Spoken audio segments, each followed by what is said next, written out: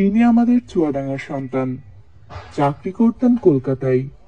যাতায়াতের সুবিধার্থে ট্রেন স্টপেজের জন্য নিজ খরচে নির্মাণ করেন একটি রেল স্টেশন। এটাই হচ্ছে সেই স্টেশনটি। সে সময়ের বানানো ভবন দুটির মধ্যে একটি এখনো কিছুটা ভালো থাকলেও একটি কিন্তু একেবারে ধ্বংসপ্রাপ্ত অবস্থায় রয়েছে। শুধুমাত্র এই স্টেশনটি নয়, আমরা ঘুরে দেখার চেষ্টা করেছিলাম বিখ্যাত সেই ব্যক্তির পৈতৃক ভিটা, যা বর্তমানে পরিত্যক্ত অবস্থায় আছে। আজ আপনাদেরকে ঘুরিয়ে দেখাবো বিখ্যাত সেই স্টেশনটি, ঘুরিয়ে দেখাবো বিখ্যাত সেই জমিদার বাড়িটিও। সম্পূর্ণ ভিডিওটি জুড়ে আপনাদের সাথে আছি। আমাদের যাত্রা শুরু হলো চুয়াডাঙ্গার একাডেমি মোড় থেকে। বাংলাদেশের দক্ষিণ পশ্চিমাঞ্চলের সীমান্তবর্তী জনপদ চুয়াডাঙ্গার রয়েছে সুদীর্ঘ ইতিহাস ও ঐতিহ্য। সমগ্র বাংলাদেশ নামক ভূখণ্ডে যত রেলপথ আছে, তার মধ্যে সবচেয়ে পুরানো রেল লাইন কলকাতা থেকে রানাঘাট হয়ে দর্শনা দিয়ে বাংলাদেশে ঢুকে গোয়ালন্দ ঘাট পর্যন্ত গেছে। তবে প্রতিটি গ্রামেই কিন্তু স্টেশন থাকা সম্ভব নয়, তাই হয়তো এই গ্রামটিতেও ছিল না কোনো স্টেশন। গ্রামটির নাম নীলমণিগঞ্জ। এই হচ্ছে সেই স্টেশনটি। চুয়াডাঙ্গা জেলার নীলমণিগঞ্জের একটি নিরিবিলি স্টেশন মোমিনপুর। পূর্বে এই স্টেশনটিরও নাম ছিল নীলমণিগঞ্জ, কিন্তু বর্তমানে এই স্টেশনটির নাম মোমিনপুর। বেশ কিছু লোকাল ট্রেন এখনো এখানে থামে। এবার জেনে নেওয়া যাক বিখ্যাত সেই ব্যক্তি কে ছিলেন, যিনি তৈরি করেছিলেন এই স্টেশনটি। তিনি ছিলেন চুয়াডাঙ্গা জেলার একজন জমিদার পুত্র। তার নাম ছিল নীলমণি মৈত্র।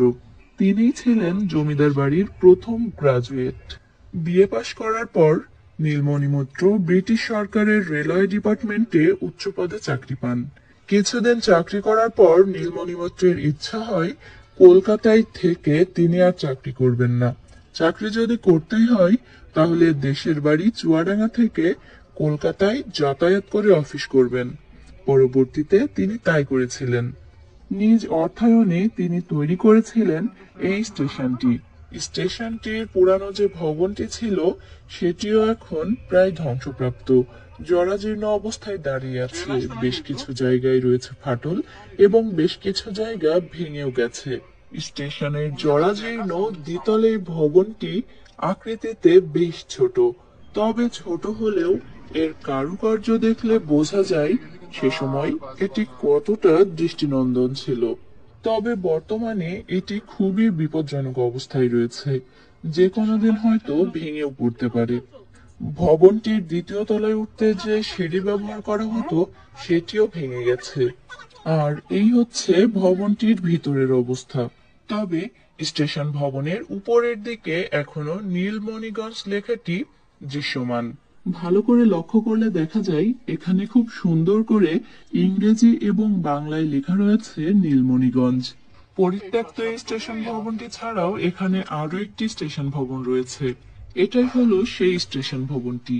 মুখোমুখি দুটি স্টেশন ভবনই রয়েছে, একটি পরিত্যক্ত আর একটি হলো এটি। এখানে দুজন যাত্রীও রয়েছেন ট্রেনের অপেক্ষায়। হয়তো কোনো লোকাল ট্রেন আসবে কিছুক্ষণ পরেই। তবে আমাদের পক্ষে অপেক্ষা করা সম্ভব হলো না। আমাদেরকে যেতে হবে নীলমণি মৈত্রের পৈতৃক ভিটার খোঁজে। লোকাল ট্রেনের দেখা না মিললেও আমরা দেখতে পেয়েছিলাম একটি মালগাড়ি, আর মালগাড়িটি ছিল অনেক বড়।